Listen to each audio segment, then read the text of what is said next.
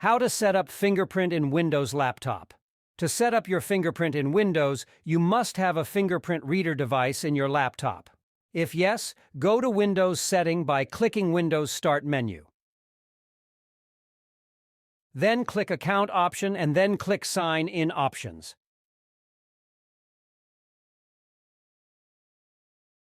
Now click Fingerprint Recognition option and click Setup option. Click Get Started. Now put your finger on the fingerprint reader device to scan it. Keep putting your finger on fingerprint reader for a second and remove it. Repeat this process until the scanner completes the scanning. Move your finger a bit to fingerprint scanner to scan finger properly.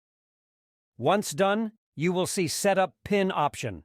Verify your computer current password and then set up new PIN.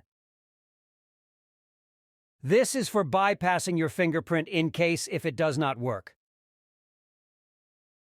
That's all you need to done for setup fingerprint in laptop.